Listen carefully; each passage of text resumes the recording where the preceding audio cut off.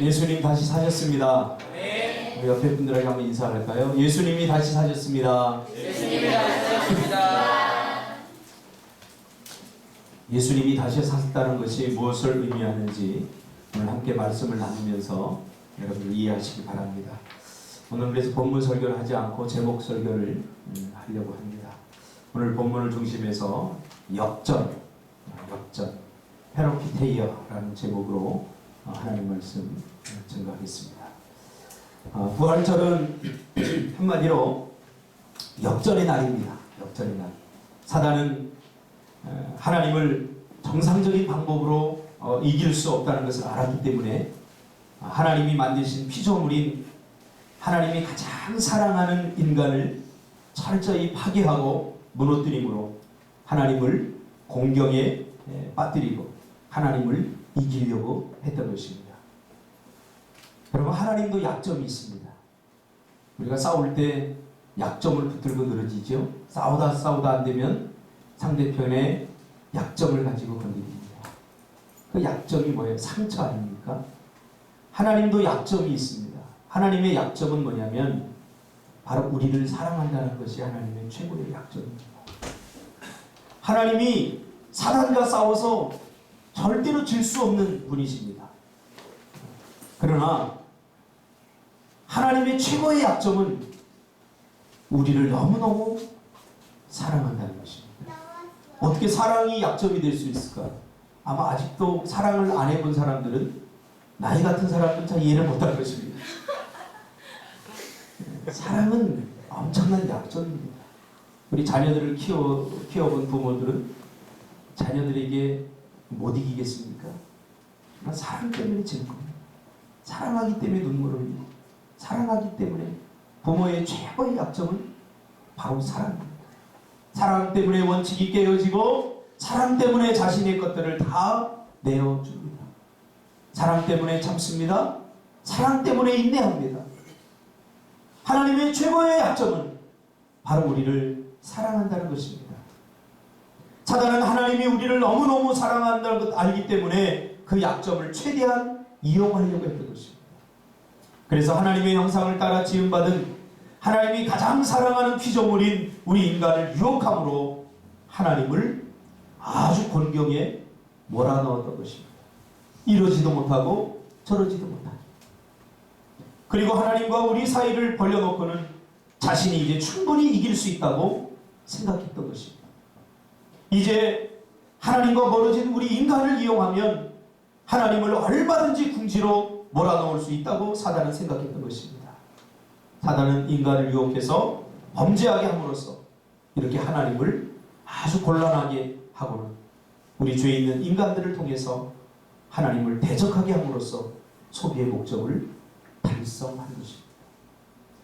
다른 사람이 나를 유혹하고 다른 사람이 나를 외면하는 건 참을 수 있어요. 그러나 사랑하는 사람이 나를 향해서 던진 한마디가 비수가 되는 것입니다. 특별히 자녀들 조심하세요. 아무리 내가 화가 나도 부모님께 해야 될 말이 있고 하지 말아야 될 말이 있습니다. 그 지브로라고 하는 프로그램을 제가 보니까 최수정과 아마존의 눈물에 나왔던 그 사람들 초청해서 홈스테이 하는 걸 보니까 그 딸이 그 딸 이름이 있는데 그 딸이 아빠하고 싸우다 그러더라고요. 그러게 왜 나를 낳았어? 누가 나를 낳아달라고 그랬어?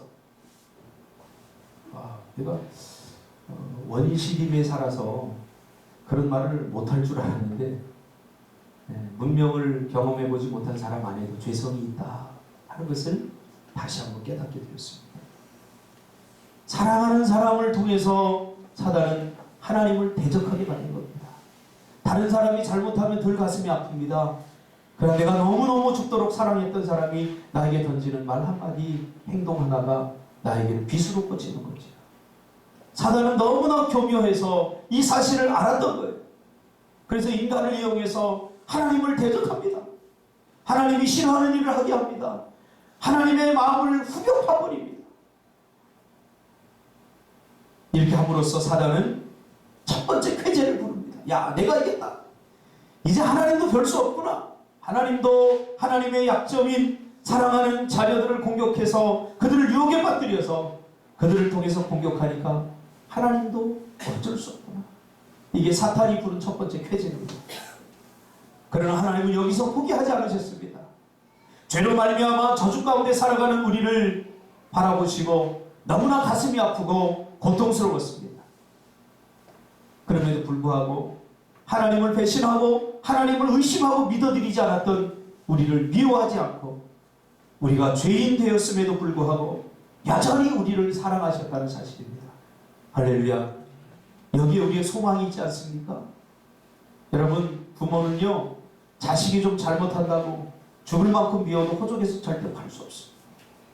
그가 돌아오기를 다시 애타게 기다릴 수밖에 없는 것이 부모의 심정이듯이 하나님의 심정도 마찬가지입니다. 여전히 우리가 하나님을 배신하고 하나님을 버리고 대적하고 우리가 여전히 죄인 가운데 살아감에도 불구하고 하나님은 우리를 향한 사랑을 포기하지 않으셨습니다. 그래서 우리를 사단의 유혹으로부터 구원할 계획을 세우셨습니다. 너무너무 미울 때는 어때요? 아유, 차라리 죽어버렸으면 좋겠다. 아유, 막 이런 분노들이 생기지 않습니까? 미우면? 그러나 하나님은 그럼에도 불구하고 우리를 미워하지 않았다는 거예요. 야, 집사, 정말 미워해 본 적 있어? 너도 미워한 적 있어? 누구를? 없습니다. 왜? 집에 가야 될 제표 그 정도로 미워했는데. 여러분, 나는 벌써 한 여러 명 죽였겠다.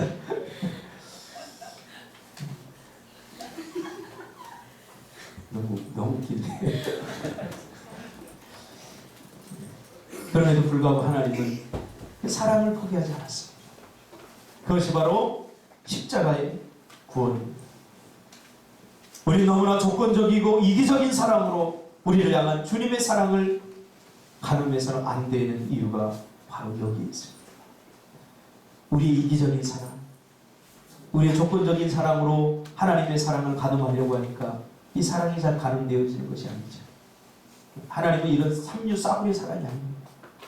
우리가 죄인 되었음에도 불구하고 여전히 우리를 사랑해 주시는 사랑입니다. 그러니까 성숙한 사람은 이 사랑을 깨달으면 완전히 변하죠. 근데 아직도 싸구려 삼류들은 이 사랑을 자꾸 이용하려고 해요. 하나님 어차피 나를 사랑하는 거예요. 그러면서 죄를 지우고 나쁜 짓 하면서 어떻게 살아야 하는 거 뻔히 알면서도 하나님의 마음에 고통을 주고 아픔을 주고, 그러나 성숙해지면 그래, 하나님의 이 위대한 사랑, 이 하나님의 감당할 수 없는 사랑 때문에 내가 하나님 앞에 늘 감사하며 조금이라도 하나님을 기쁘시게 할 수 있는 그러한 삶을 살아내는 거죠. 우리를 향한 하나님의 사랑은 이렇게 일방적이고 변함없는 사랑입니다. 이때도 여전히 사단은 두 번째로 강력하게 덤빕니다. 첫 번째, 내가 이겼으니까 착각하는 거예요. 이제 하나님의 계획 따위는 필요 없어. 뭐 인간을 구원한다고? 죄로부터 구원한다고? 그리고 두 번째, 하나님의 계획 속에도 사단은 도전합니다. 하나님은 이 땅에 구원자 예수 그리스도를 보내셔서 우리를 구원하시기로 계획하시고, 우리가 죄 가운데 사망 가운데 고통받는 우리를 보시면서 눈뜨고 볼 수 없어서 이제 두 번째 구원의 계획을 세우십니다. 그러나 사단은 이때도 공격하죠. 이 땅에 구원자로 오신 예수님을 사람들로 하여금 의심하게 만들고 거부하게 만들며 구원 사역을 방해하고 급기야는 사람들 마음에 있는 죄성을 이용해서 구원자이신 예수님을 미워하게 만들고 구원자이신 예수님을 의심하게 만들어 그 사악함에, 죄악의 사악함에 충동질을 하여서 하나님이 보내신 예수 그리스도를 십자가에 달려 죽게 만든 것입니다. 두 번째 쾌재를 부르지. 야, 이제 내가 이겼고, 예수님이, 구원자 예수가 십자가에 죽으니까 여기서 끝났다고 생각한 거예요. 예수님이 곳곳에 살아계실 때 다니면서 복음을 증거하고 사단의 권세를 무너뜨리며 복음을 증거하는 걸 보면서 사단이 두려워 떨었죠. 사단은 저 예수만 없다면 이제 끝난다. 구원자 예수만 없다면 끝난다. 그래서 사람들을 충동질해서 예수를 십자가에 달려 죽게 만들었던 것입니다. 그것으로서 사단이 이제 이겼다. 이제 이 전쟁은 끝이다. 라고 생각하는 거죠. 여러분 생각해 보세요. 저는 전쟁 영화를 좋아하는데 주로 구원의 메시지가 담겨있는 전쟁 영화를 좋아합니다. 포로로 잡혔어요. 누군가. 아군이 포로로 잡혔어요. 특공대를 조직해서 그 포로를 구원하러 갑니다. 때로는 배를 타고 갑니다. 때로는 하늘에서 비행기로 낙하산을 타고 공수해서 갑니다. 험난한 산을 넘어서 갑니다. 그런데 마침내 그 특공대들이 간 사람들이 하나하나 죽어갑니다. 그리고 마침내 한두 사람이 남아서 그 사람들을, 그 포로들을 구해서 갑니다. 그때 막 이 안에 이 희열을 느껴요. 막 희열을 느껴요. 그런데 구원하러 갔던 사람들이 다 죽어버리면 어떻게 구원했습니까? 사탄도 똑같이 생각한 거예요. 구원자이신 예수가 죽는다면 어떻게 사람들이 구원을 받을 수 있겠느냐. 그러나 여기에 하나님의 심리가 있습니다. 사단은 늘 시기합니다. 그래서 하나님에게만 있고 사단에게 없는 능력이 하나 있습니다. 그게 뭐냐면 사단은 사람들의 마음을 유혹해서 죽게는 만들 수 있지만 죽은 자를 살리는 능력은 없다는 것입니다. 그러니까 야 끝났다. 이 구원자 예수가 죽었다. 이제 내가 이겼다 하고 예수님이 십자가에 달려 돌아가실 때 두 번째 쾌제를 부르죠. 첫 번째 쾌제는 우리를 충동질해서 죄를 짓게 만들고는 하나님을 거역한 인간들을 보면서 내가 이겼다. 두 번째는 십자가에 달려 죽으시는 예수를 보면서 우리를 구원하러 오신 그 예수가 이제는 자기의 사역을 다 이루지 못하고 이렇게 죽는구나. 그것을 보면서 쾌제를 부르죠. 사단의 오판이었습니다.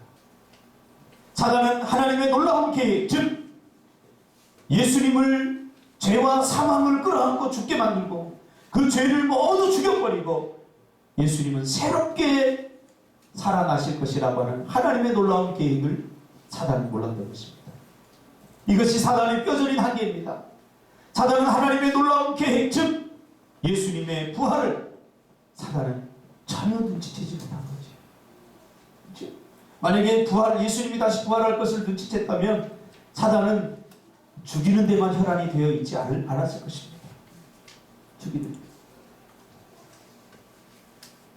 드디어 예수님은 십자가에서 온갖 멸시와 고난과 질거를 겪으시다가 십자가에서 6시간 만에 모든 물과 피를 다 쏟아내시고 죽었습니다. 하나님도 별 수 없어. 이제 끝이야. 하나님도 더 이상 어떻게 하지 못하실 거야. 그러나 하나님은 말씀대로 3일 만에 다시 살아나셨습니다. 하나님께서 다시 살리신 것입니다. 창세기 3장 15절에 보면 내가 너로 여자와 원수가 되게 하고 내 후손도 여자의 후손과 원수가 되게 하리니 여자의 후손은 내 머리를 상하게 할 것이요 너는 그의 발꿈치를 상하게 할 것이라. 이 말씀을 사단은 이해하지 못했던 것이요. 예수님을 하나님께서 죽은 자 가운데서 살리신 것입니다. 하나님의 놀라운 계획이 이루어진 순간입니다. 여러분 이것을 믿는 것이 부활신앙입니다. 부활신앙은 간단합니다. 부활신앙을 세 가지로 요약하면 우리가 죽으면 하나님이 반드시 살리신다는 것입니다. 할렐루야. 이것이 부활신앙입니다. 우리가 죽으면 하나님이 다시 살리신다. 두 번째로 우리가 낮아지면 하나님이 반드시 우리를 높이신다. 할렐루야. 이것이 부활신앙입니다. 세 번째로 우리가 실패하면 반드시 하나님이 우리를 성공의 길로 이끄신다. 할렐루야. 이것이 부활신앙입니다. 그러니까 부활신앙이 없는 사람은 죽음과 낮아짐과 실패를 두려워할 수밖에 없는 거죠. 왜요? 죽으면 끝이라고 생각하니까. 실패하면 내 인생이 여기서 끝난다고 생각하니까. 내가 가난하고 낮아지면 여기서 내 인생이 끝난다고 생각하니까 죽음을 두려워하고 실패를 두려워하고 낮아짐을 두려워하는 거지. 그러나 부활의 신앙이 있는 사람은 두려워할 필요가 없죠. 왜? 죽으면 어떻게 한다고요? 하나님이 나를 다시 살리시기 때문에. 실패하면 어떻게 한다고요? 나를 다시 성공의 길로 인도하시기 때문에 내가 낮아지면 낮아진 그대로 버려두지 아니하시고 하나님을 나를 높이시기 때문에 할렐루야. 여러분 이게 부활의 신앙입니다. 이 부활의 신앙이 회복되기를 주님의 이름으로 축복합니다. 아멘.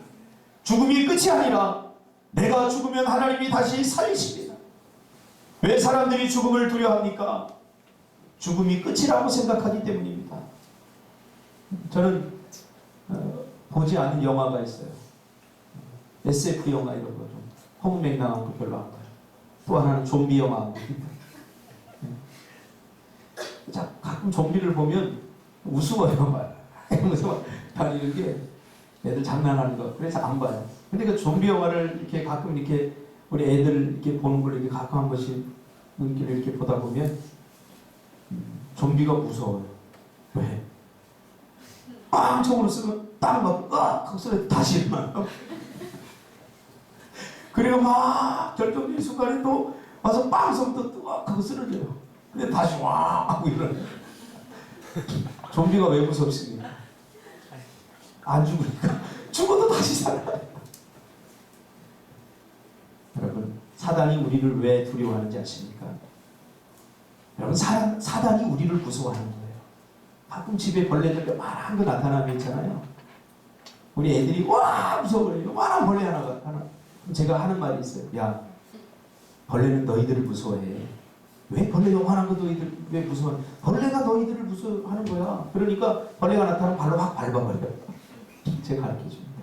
여러분 사탄도 똑같습니다. 사단을 두려워하지 마세요. 사단이 주는 어려운 환경과 실패의 환경과 좌절의 환경을 두려워하지 마세요.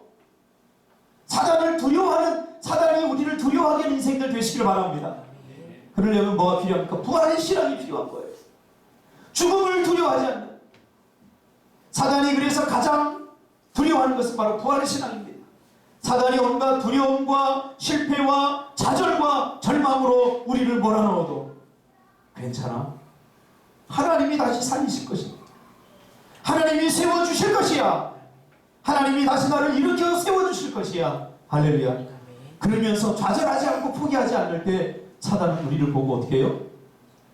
두려워하는 거예요. 이런 사람을 사단은 쉽게 못 건드려요. 왜 왕따 당하는지 가르쳐줬죠. 살짝 건드려도 반응이 없을 때 홍담비 단무지 하고 놀래요. 그런데 그러지 마.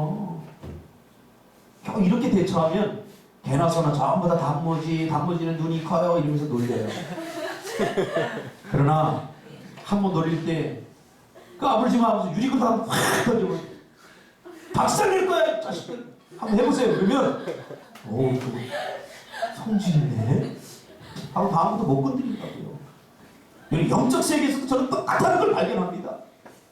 사단이 우리에게 어려운 환경을 주고 실패와 좌절의 환경을 줬을 때 그거에 두려워하고 야 이거 어떡하지 두려워 떨면요 사단은 쾌재를 부르면서 별거 아니구나 그래요. 그러나 사단이 공격해 올 때 그래? 한번 해보자. 더 세게 기도하고 더 많이 헌신하고 더 많이 하나님 앞에 믿음으로 순종하면은 야 이거 안 되겠구나 얘는 하고 사단이 자기 정령지로 옮겨버리는 거예요. 정령지로 옮겨버려요. 우리가 가장 낯선 곳에 있어도 두려워하지 않을 필요가 바로 여기에 있습니다. 우리 새벽에도 제가 잠깐 이야기했지만 참 이 목사가 붕어빵 팔고 뭐 애플파이 있고 지나다니면서 아이들이 저를 뭐라고 기억하냐면 붕어빵 장사 아저씨를 기억합니다. 가면 저기 붕어빵 아저씨 간다. 애들이 인사해요. 안녕하세요. 안녕. 옆에서 아이들이 숨은 거예요. 누구야? 붕어빵 아저씨야. 뭐 즐겁고 유쾌한 일만은 아닙니다. 하나님이 왜 나를 이렇게 낮추셨을까? 제 평생에 저는 붕어빵을 굴이라고는 꿈에도 생각해 본 적이 없습니다.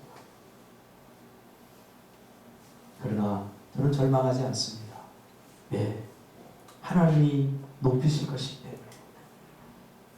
여러분이 지금 어떤 형편에 처해 있습니까? 좌절하지 마십시오. 두려워하지 마십시오. 우리가 무엇을 두려워해야 됩니까? 그런 환경, 그러한 문제 때문에 두려워하는 것이 아니라 하나님이 여기서 나를 구원해 주실 것이라고 하는 믿음이 없다는 것을 두려워해야 됩니다. 믿음이 있으면 하나님께서 나를 일으켜 세우십니다. 믿으시길 바랍니다. 저는 요즘 배집사를 보면서 참 행복합니다. 배집사가 참 오랫동안 고생하고 정말 하루에 라면 한 끼 먹고서 이렇게 지낸 적도 하루 이틀이 아니고 제가 알아요. 그걸 보면서 참 안타까웠어요. 근데 요새는 쥐거리만큼 돈 생긴다고 목사님 냉면 드시러 가시죠. 목사님 괜찮습니다. 점심 맛있는 거 드세요. 최고 좋은 거 드세요. 그럴 때마다 너무너무 좋은 거예요. 하나님이 높이시는 것을 제가 눈으로 보기 때문에 하나님이 더 높이실 줄 믿습니다. 그러나 높아지기 전에 하나님 먼저 우리를 낮추신다는 사실을 기억해야 돼요.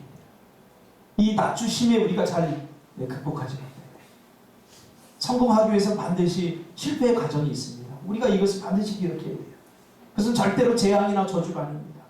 그러므로 부활 신앙이 있는 사람들은 이 낮추심 속에서 최대한 낮아지려고 노력해야 되는 거죠. 이것을 경험했던 사람이 바로 요셉입니다. 요셉은 그래서 기꺼이 낮아지고 기꺼이 억울함을 사람들에게 하소연하지 않고 자신의 신세를 한탄하지 않았습니다. 요셉 보세요. 얼마나 억울합니까? 배신당했습니다. 형제들에게 배신당했습니다.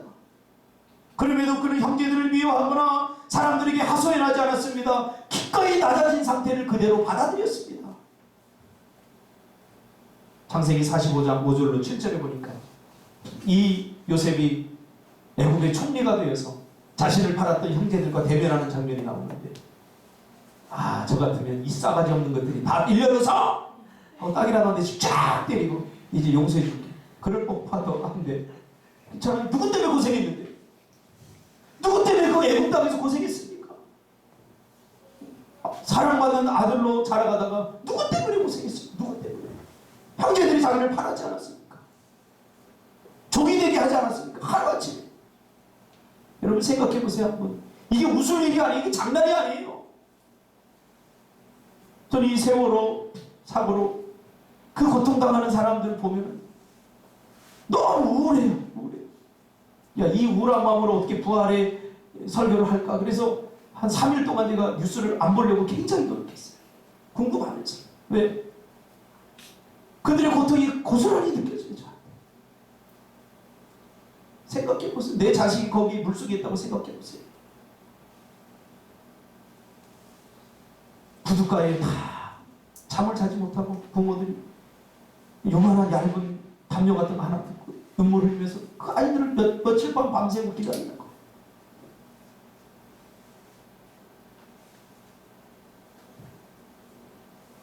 분노가 생기지 않겠어요?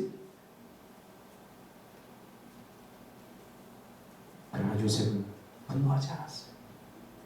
자신의 신세를 한탄하지 않았어요.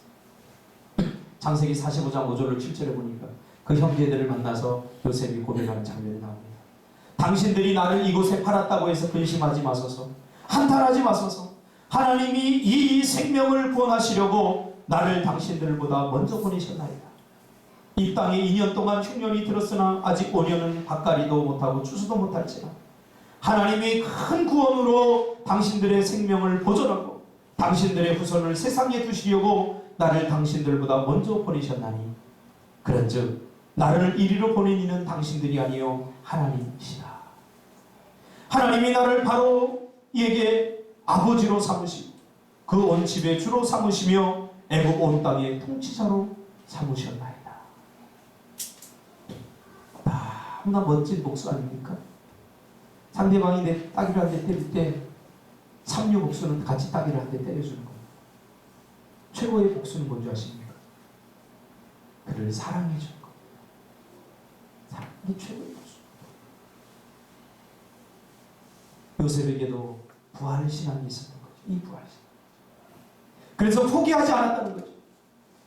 이 부활의 신앙, 이 믿음이 있었기에 하나님께서 결국은 나를 이 땅에 보내신 것, 내가 이해할 수 없지만, 이해가 되지 않지만, 그러나 하나님의 놀라운 계획이 나를 통해서 이루어진다는 사실을 요셉은 분명히 깨달았던 거죠.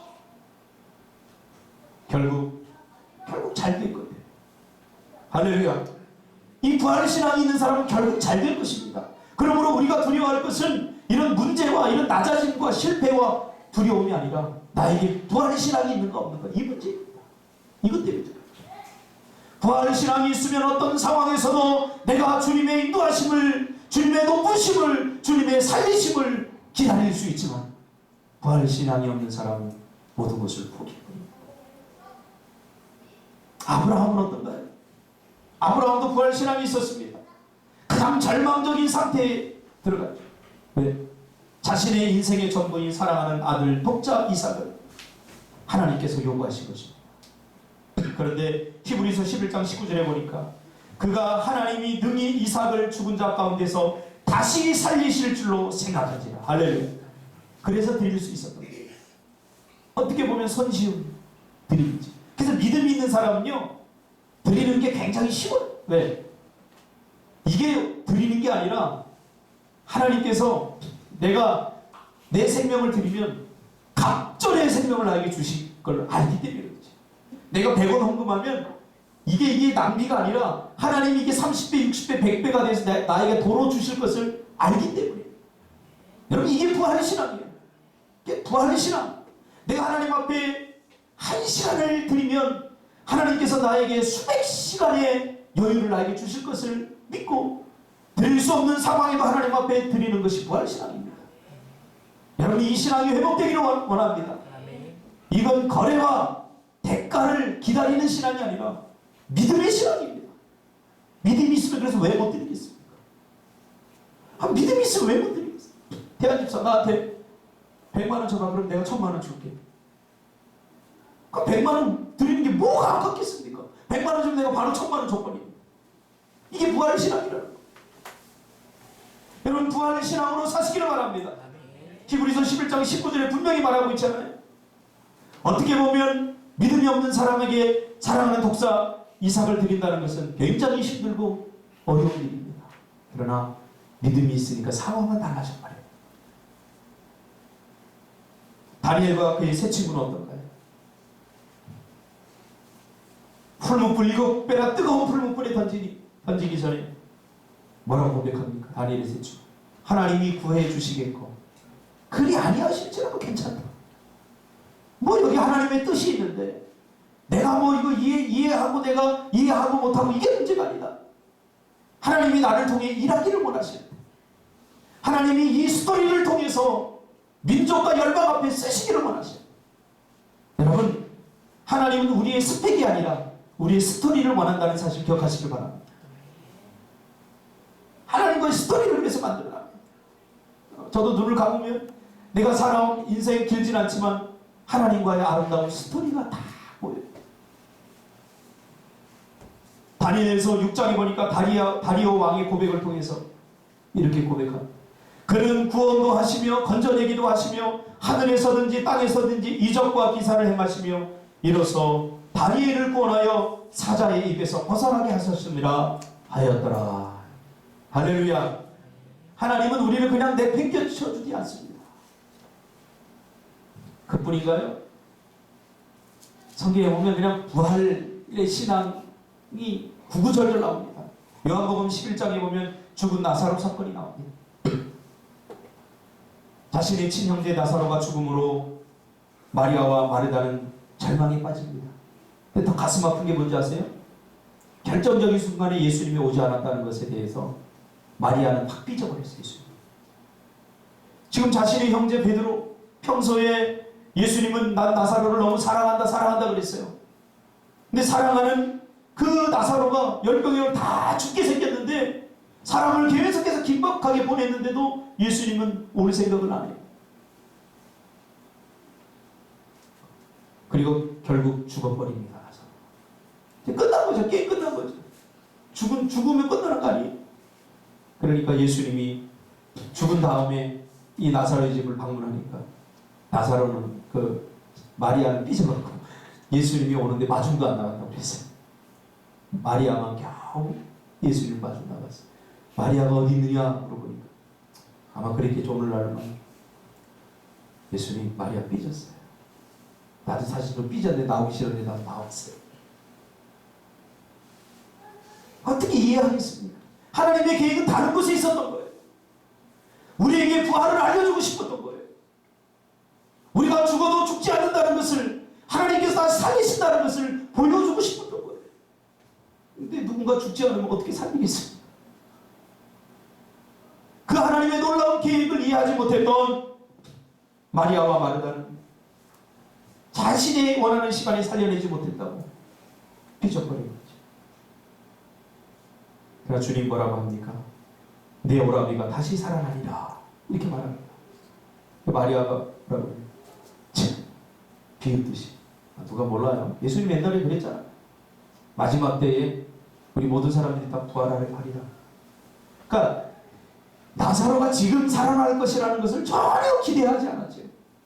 나중에 예수님이 다시 뭐 어떻게 하면 다시 오시면 그때 부활하겠지. 지금은 아니다라고 생각했던 거죠. 그러니까 비아냥한 거죠. 그러나 하나님은 지금 살렸죠. 나는 부활이요 생명이니 나를 믿는 자는 죽어도 살겠고 무릇 살아서 믿는 자는 영원히 죽지 아니하리니 이것을 믿느냐. 할렐루야. 야, 이 말이 저는 너무나 은혜가 돼요. 무슨 말입니까? 다 이해가 돼요. 죽어서 믿는 자는 살아나는 거 저는 믿어요, 확실히. 그런데 살아서 믿는 자는 영원히 죽지 아니하는 것을 믿느냐, 이 말을 여러분 잘 묵상을 안 한 것 같아요. 이게 무슨 말이냐면 살아서 믿는 자는, 우리가 죽으면 당연히 부활을 경험하게 될 것이지만 내가 지금 죽지 않은 가운데 살아서 믿는 자는 죽을 일 가운데서도 살 길이 생긴다는 것입니다. 할렐루야. 바로 이 말이에요. 살아서 믿는 자는 영원히 죽지 아니라, 이 말은 살아서 내가 그 부활의 신앙을 믿으면 살아가는 가운데 때로는 죽을 일이 생기지 않습니까? 앞문이 막히고 옆문이 막히고 뒷문이 막혀서 이제 더 이상 일어날 수 없는, 펀치를 한 10대 맞고 더 이상 일어날 힘이 없는 넉다운 상태로 빠질 때가 있지 않습니까? 그때도 나를 일으켜 세워주신다는 거예요. 살 길이 없는 거예요. 그러니까 이 부활은 사실은 나중을 위해서 우리에게 주신 축복이 아니라 지금 현재를 살아가는 우리를 위해서 주신 말씀임을 믿으시길 바랍니다. 정말 우리가 살아있는, 우리가 믿음 생활하면서 살아있는 우리에게 정말 이 부활의 신앙이 필요한 거예요. 그러므로 부활의 신앙이 있는 사람은 죽을 일 가운데서도 소망을 잃지 않는 거죠. 안 될 것 같은 상황에서도 절대로 낙심하고 포기하고 좌절하지 않는 거죠. 해도 안 되는 상황 가운데서도 야, 안 되는구나, 그러니까 포기할 수 없는 거죠. 왜요? 하나님이 나를 세우실 것입니다. 그러므로 우리가 실패해도 두렵지 않습니다. 왜요? 하나님이 다시 성공의 길로 이끄실 것이기 때문에. 그러므로 부활 신앙이 있는 사람에게 죽음과 실패와 낮아짐은 새로운 기회의 시간인 것입니다. 절대 끝이 아닙니다. 이 부활 신앙이 없는 사람들은 그래서 인생이 한 번뿐이라고 생각하기에 애지중지하며 두려워합니다. 야, 죽으면 끝인데. 놀고 먹고 마시는 거예요. 이 땅의 삶이 전부라고 생각해요. 실패하면 더 이상 기회가 주어지지 않을 거라고 생각하시니까, 끝이라고 생각하니까 여러분 울고 불며 난리를 치는 겁니다. 그러나 부활신앙 있는 사람은 오히려 죽으면 죽으리라 그러면서 죽음 속으로 뛰어들죠. 왜? 죽으면 하나님이 살리면 되니까. 간다. 그리 아니하실지라도 그러면서 죽음 속으로 뛰어듭니다. 기꺼이 낮아짐을 선택하죠. 왜?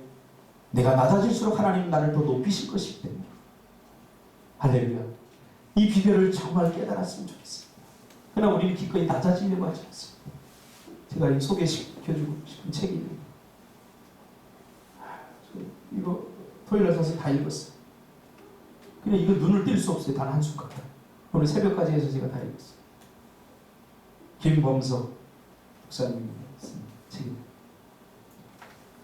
이분은 노숙자 사역을 하는, 나사로의 집이라고 하는 노숙자 사역을 하는, 1997년도부터 노숙자 사역을 하는, 산전수전 다 겪죠. 배울 만큼 배우고, 근데 낮아져서 노숙자들에서 피와 눈물 나는 이야기가 이 안에 들어있어요. 그래서 이런 어려운 사역을 하려고 하는 사람들이 전도사들이나 신학생들이 찾아와서 보낸다고 해요. 나도 이런 사역을 하려고 하는데 어떻게 하면 되겠습니까? 그때 이분이 꼭 하는 말이 있다고 합니다. 장애인이나 노숙자 사역을 하려면 최대한 장애인이 미워지고 죽일 만큼 미워지고 노숙자들이 죽일 만큼 미워질 때 그때 비로소 장애인 사역이 노숙자 사역이 시작이 된다. 무슨 말이에요?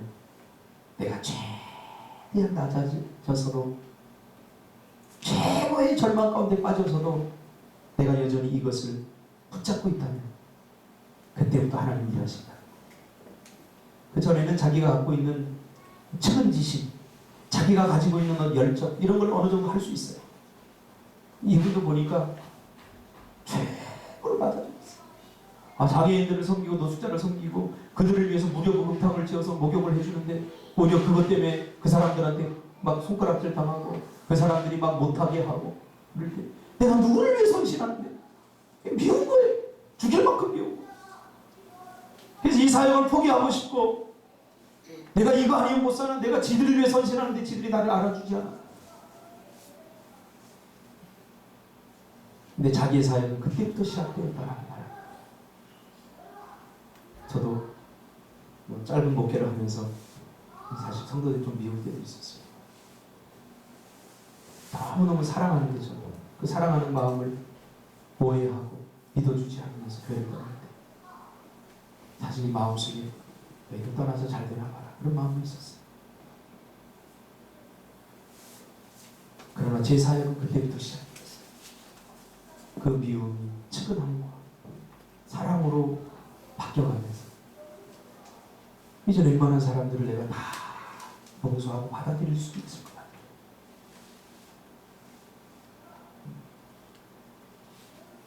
정말 하고 싶지 않은데 그때 하나님께서는 일하시는 이게 부활의 시간입니다.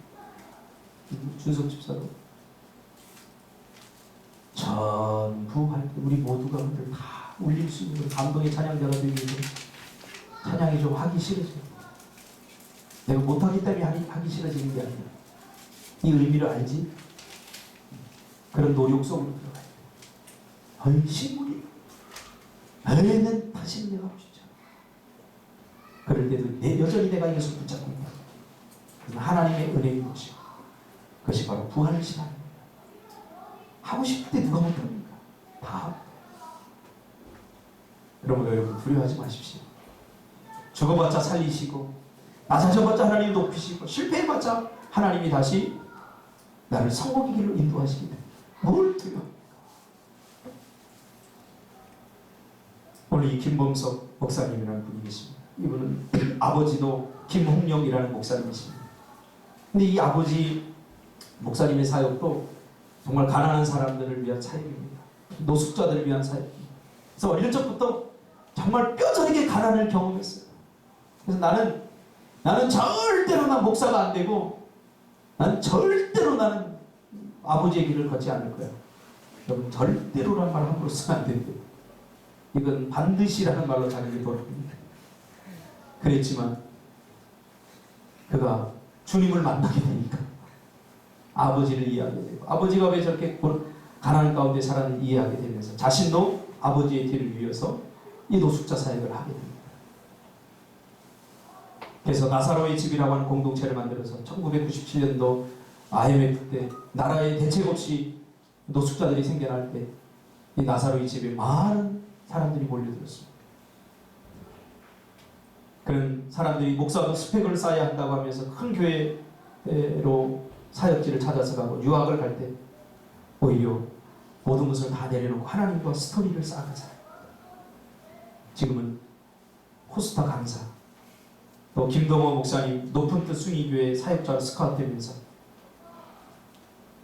지금 많은 사람들에게 영향력을 미치고 있습니다. 그는 이 가난한 사람들의 사역을 하면서 그가 깨달은 것이 한 가지 있다고 합니다. 가난한 사람들은 돈과 먹을 것이 필요한 것이 아니다.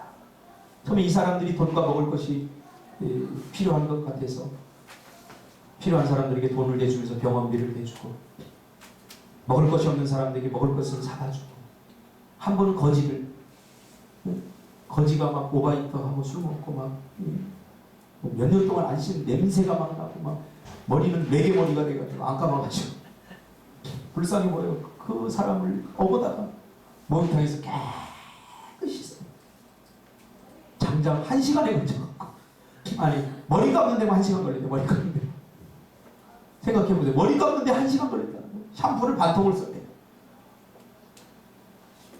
그래서 몇 시간에 걸쳐서 막 기진맥진 하다시피 해서 씻어 깨끗하게 말끔하게 씻어놓고 재워놨는데, 이 사람이 다 눈뜨고 일어나서 자신의 모습을 보면 화를 내더라고요. 어떤 새끼가 나를 이렇게 씻어놨어! 왜 그러냐고. 거지 모양을 해야지 벌어먹고 살지, 이렇게 깨끗하면 누가 나에게 돈 주겠냐고. 그러면서 오늘 하루 내가 일당 내가 버렸으니까 일당 나한테 내밀어. 자신에게 있는 건 다 털어줬다. 하고 싶겠습니까? 그러면서 깨달았다. 이들에게 필요한 것은 한 끼의 음식과 한 푼의 돈이 아니라 이들에게 소망과 희망이 필요하다. 그래서 나사로 교회를 세웠다. 그것도 위에다가 비닐하우스에다가 겨우 이렇게. 이때부터 부활신앙, 부활을 증거한 거예요. 소망을 주기 시작한 거예요. 소망이 없는 사람들은요, 그래 거지로 살아가는 게 차라리 행복하다고 생각해요. 한국교회 성도들이 왜 타락합니까? 우리가 왜 무너집니까? 우리가 왜 약해집니까? 부활신앙으로 살지 않기 때문입니다. 초대교회 성도들은 이 부활신앙이 있었기 때문에 세상에 미련이 없었습니다. 기꺼이 죽어도 죽음을 두려워하지 않았어요. 왜? 주님이 다시 살리기 때문에. 자신의 가진 것을 다 던져버리고도 두려워하지 않았어요. 왜? 하나님이 다 채우실 것이기 때문에. 30배, 60배 되고. 여러분, 이번 2014년도 부활주의를 맞이하면서 여러분, 부활의 소망, 부활신앙이 회복되기를 주님의 이름으로 축복합니다. 할렐루야. 마지막으로 부활신앙은 뭐라고 그랬죠? 죽어도 하나님이 다시 살리실 것을 믿어내는 것. 이게 부활신앙. 내가 낮아져도 낮음으로 끝나는 것이 아니라 하나님께서 나를 높이셔서 우리 인생 해피엔딩으로 끝난다는 걸 믿는 것. 이게 부활신앙. 실패해도 좌절하지 않고 하나님께서 반드시 나를 성공의 길로 인도해 주신다는 것을 믿는 것. 믿음으로 인내하는 것. 이것이 부활의 신앙입니다. 이 부활의 신앙으로 2014년도도 여러분 행복해지시기를 주님의 이름으로 축복합니다. 어떤 순간에도 좌절하거나 포기하거나 못하겠다고 말하지 않게 하시고 주님의 역사하심을 기다려서 여러분을 높이실 때까지 기다리는 여러분들이 되시기를 주님의 이름으로 축복합니다. 주님 고맙습니다.